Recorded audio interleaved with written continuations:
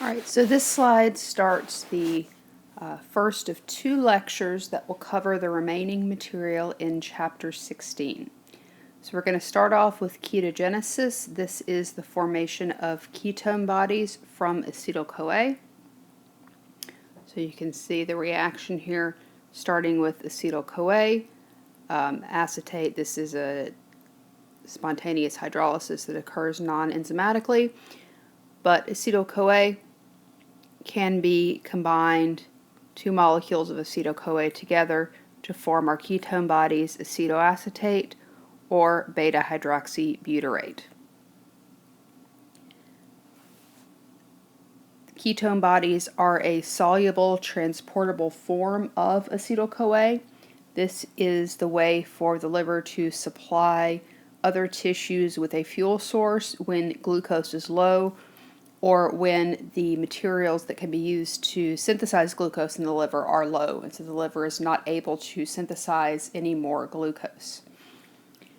Providing ketone bodies to other tissues also decreases the acetyl-CoA concentration in the liver, allowing the liver to continuously oxidize fatty acids and produce acetyl-CoA in times of metabolic need. The choice between the synthesis of acetoacetate or beta-hydroxybutyrate depends primarily on the NADH concentration in the liver. If the NADH concentration is low, then acetoacetate will be formed. If there is sufficient NADH, then beta-hydroxybutyrate will be formed. Acetoacetate can also undergo a spontaneous non-enzymatically driven reaction to acetone. Acetone can give the breath a characteristic sweet smell, and this is one sign of enhanced ketogenesis that occurs in diabetics.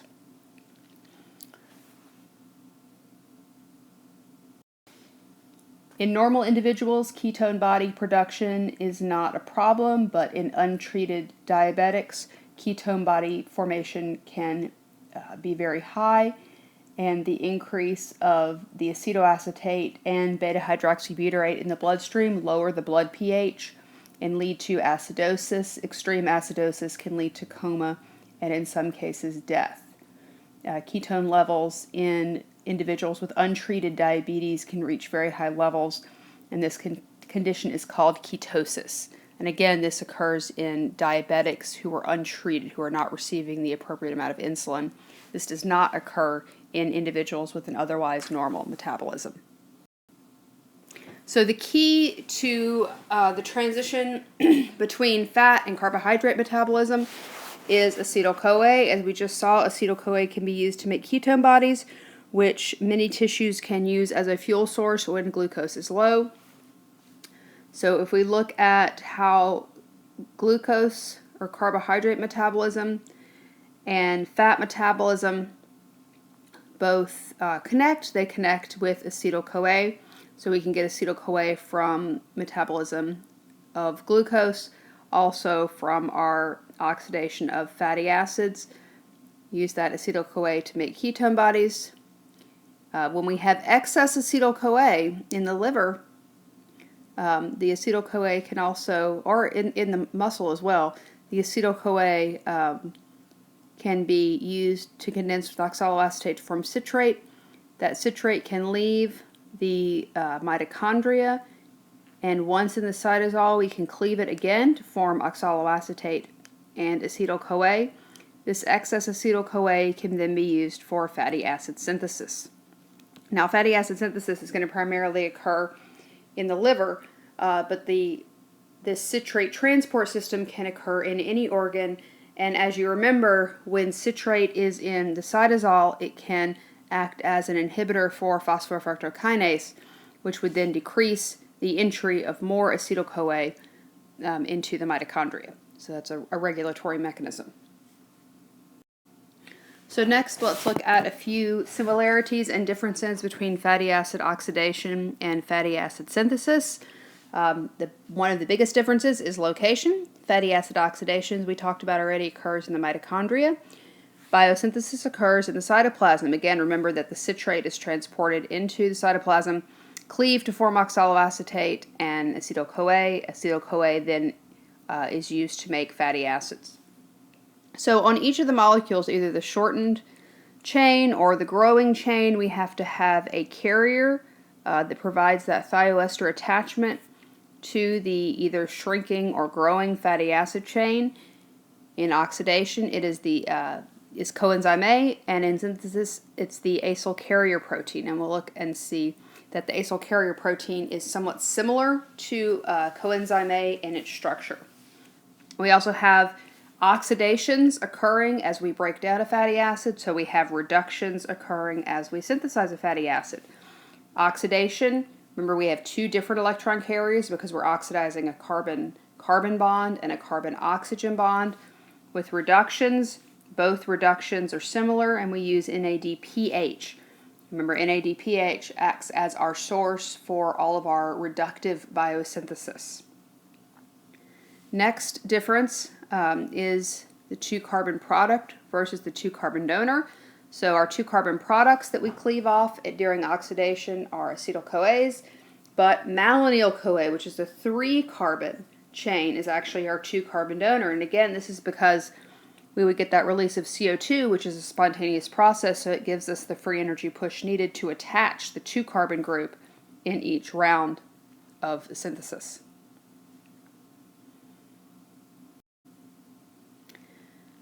This is just a closer look at the reactions of oxidation and synthesis. So you'll see in oxidation, for each oxidation, there's a corresponding reduction. So here we have oxidation, hydration, oxidation, cleavage. Here we have condensation, reduction, dehydration, reduction. So we have the opposite for each reaction.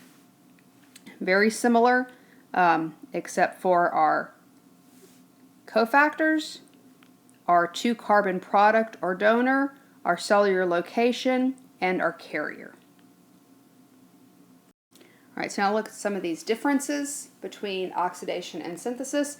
The first thing we want to look at is the structure of the carrier. So here we have coenzyme A, which is your carrier for fatty acid oxidation, acyl carrier protein, which is your carrier for fatty acid synthesis. The green sulfur here on the left-hand side, that is the point of attachment for the fatty acid chain, and so you'll notice that the structure near that attachment point is very similar. Both will give us the thioester bond. Cleavage of that bond will help the reactions go forward. Now let's look at the preparation of loading either acetyl-CoA or malonyl-CoA onto our enzyme for that first condensation reaction. For the first condensation reaction, we have to bring two carbon groups together for a 4-carbon group. One 2-carbon group comes from acetyl-CoA, this activated form here. The other 2-carbon group comes from malonyl-CoA, this activated form here. From after the first reaction, each 2-carbon group is added from a malonyl-CoA, but in this very first synthesis reaction, the first condensation, we need both an acetyl-CoA and a malonyl-CoA. So let's look at the synthesis of acetyl-CoA, or the condensation of acetyl-CoA and malonyl-CoA together, and how they form a 16-carbon saturated fatty acid, which is the primary product of fatty acid synthesis. So here we have that acetyl-CoA activated that we showed you on the other slide. Malonyl-CoA, we condensed those. We have our first 4-carbon product. Again, remember, reduce, dehydrate, reduce, and then we start our second synthesis. Now, from this point on, we're only going to bring in malonyl-CoA. We use an acetyl-CoA only in the first step. So then we would bring in another malonyl-CoA, again, reduce, dehydrate, reduce, and then we start all over again. This continues for 7 cycles until we have a 16-carbon fatty acid chain.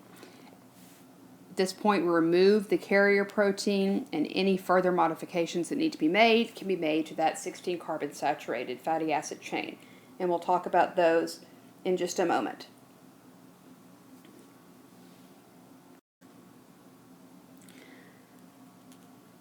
This is just a review of the overall process of fatty acid synthesis. Remember, malonyl-CoA is our activated source of 2 carbon fragments.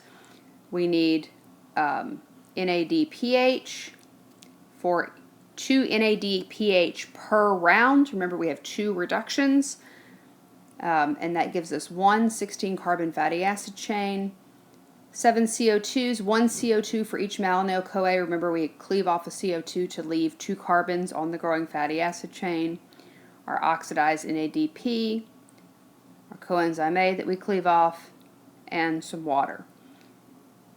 Now, we use acetyl-CoA here to make this malonyl-CoA. Now, I'll go through that reaction in just a moment. So in our net reaction, we're actually using 8 acetyl-CoAs. We need 1 ATP for each acetyl-CoA transition to malonyl-CoA. Remember, we have to add a CO2 to make this malonyl-CoA, so that's going to require an input of free energy. 14 NADPH, 2 for each round of oxidation, and we go from 8 2-carbon products to 1 16-carbon product. Our oxidized NADP, coenzyme A that's been cleaved off, our ADP, our phosphate, and water. Now remember, we get the phosphate back here because we're using the free energy of ATP hydrolysis to attach the CO2. We're not actually transferring that phosphate to anything else, so we get it back on the other side of the equation. So let's go back to that citrate transport system for a minute and talk a little bit more about how that works in the context of the citric acid cycle. So acetyl-CoA and oxaloacetate condense to give us citrate. If the isocitrate dehydrogenase and alpha-ketoglutarate dehydrogenase reactions are inhibited due to high levels of NADH, then the citrate can leave the mitochondria. Once in the cytosol, can be cleaved into acetyl-CoA and oxaloacetate. We already discussed how this acetyl-CoA is used to make fatty acids. The oxaloacetate then can be reduced to malate. Malate can be converted into pyruvate through the action of malic enzyme. Pyruvate can enter the mitochondria and be used to make more oxaloacetate, which can then pick up another molecule of citrate and move back out. Malate itself can also go in depending on the concentration of NADP versus NADPH. If there's not sufficient NADP, malate can go back into the mitochondria, pick up another oxaloacetate, be oxidized into oxaloacetate, which can then be used to make another molecule of citrate, and we can keep the cycle going. The purpose of this cycle here is to move all of this acetyl-CoA from the mitochondria into the cytosol so it can be used to make fatty acids. The malic enzyme reaction can be particularly important because if you remember, fatty acid synthesis, each round uses up 2 NADPH. So each round of fatty acid synthesis is going to produce 2 oxidized NADP. This is one mechanism for regenerating NADPH to allow fatty acid synthesis to continue. So you can see that the movement of citrate into the cytosol coupled with malic enzyme reaction can help promote fatty acid synthesis. So all of these reactions are very important to not only making sure that the acetyl-CoA gets into the mitochondria, but also to making sure that the NADPH is there to allow for the synthesis reactions to occur. Once our 16-carbon saturated fatty acid has been synthesized, it is then possible to further desaturate and elongate that fatty acid chain in order to generate different fatty acids.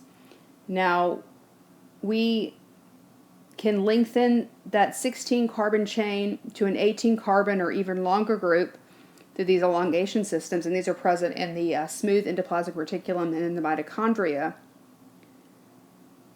We can also reduce these by adding some cis double bonds to our 16 or 18 or 20 carbon fatty acid chains, with the first fatty acid first double bond, sorry, being inserted between carbons 9 and 10. We cannot, in mammalian cells, introduce additional double bonds between carbon 10 and the end of the fatty acid chain. So some of our double bonds that have been inserted further on, these are from fatty acids that are pre-existing and can be modified once in the mammalian cell. So this is just another look at the desaturation and elongation, showing one particular system and the role of iron and FAD in this process. And again, remember that mammalian cells cannot desaturate beyond carbon 9 and 10, so linoleic and linolenic fatty acids, which are some of our essential fatty acids, must be provided in the diet. So that's our omega-6 and omega-3 fatty acids. That's what makes them essential. Remember that essential, if we talk about something in the diet being essential, what that means is that our cells cannot synthesize it. So it doesn't mean that all of the other things that we get every day are not important. So non-essential does not mean not important. It just means that we have the ability to synthesize it, whereas essential, we do not. So that's why the only source we can get is from our diet. All right, so now let's talk regulation. There's a couple of different methods of regulation. Of course, we have regulation inside the cell to make sure that fatty acid synthesis and fatty acid oxidation are not occurring at the same time. But the initiation of fatty acid synthesis is started by insulin. Insulin, again, remember, is a signal of excess. So insulin promotes glucose uptake and promotes fatty acid synthesis to take up that excess glucose in the system. So let's look at this reaction here. So we haven't talked about this yet, how acetyl-CoA gets converted into malonyl-CoA. So remember I said that we use acetyl-CoA for fatty acid synthesis, but malonyl-CoA is actually the 2-carbon donor. We convert acetyl-CoA into malonyl-CoA through the addition of a CO2. So that turns our 2-carbon acetyl-CoA into a 3-carbon malonyl-CoA. This reaction is catalyzed by acetyl-CoA carboxylase. This is a carboxylase just like pyruvate carboxylase, where we start off with ATP and CO2 to make our carboxyphosphate. Then that CO2 group is transferred to biotin to make carboxybiotin, and then is transferred to the substrate to add 1 carbon onto whatever our substrate molecule was. So the regulation of this enzyme regulates all of fatty acid synthesis. If we can't make malonyl-CoA, we can't make fatty acids. So we have a couple of different effectors of this enzyme. One is citrate. So citrate activates acetyl-CoA carboxylase. Again, increased citrate is a sign of excess acetyl-CoA. We want to make fatty acids with that, so we'd like to activate acetyl-CoA carboxylase. On the other end, our fatty acyl-CoA, so these are our growing fatty acid chains, can inhibit acetyl-CoA carboxylase. If a large amount of fatty acid is accumulating in the cytosol, we want to turn off the carboxylase so we don't make any more malonyl-CoA. Insulin can activate the enzyme that cleaves citrate into acetyl-CoA and oxaloacetate, which will activate the process of fatty acid synthesis. All right. Insulin can also activate some of the other factors, pyruvate to acetyl-CoA, and glucose uptake. So when insulin's around, we take up more glucose, we make more acetyl-CoA, and we make more fatty acids. We'll talk about AMPK when we get to our last chapter about metabolic regulation.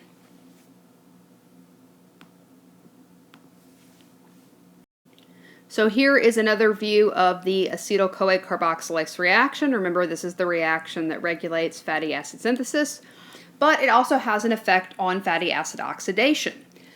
So, remember when we talked about oxidation, we didn't talk about any particular regulation of oxidation, and that's because there really isn't any.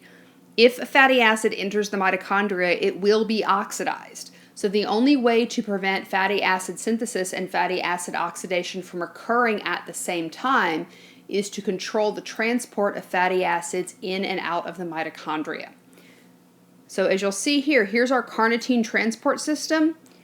Malonyl-CoA inhibits the carnitine transporter. So what this means is that if you have a lot of malonyl-CoA in the cytosol, by inhibiting the carnitine transport system, this will make sure that any fatty acids made from that malonyl-CoA can stay in the cytosol and be transported off for storage.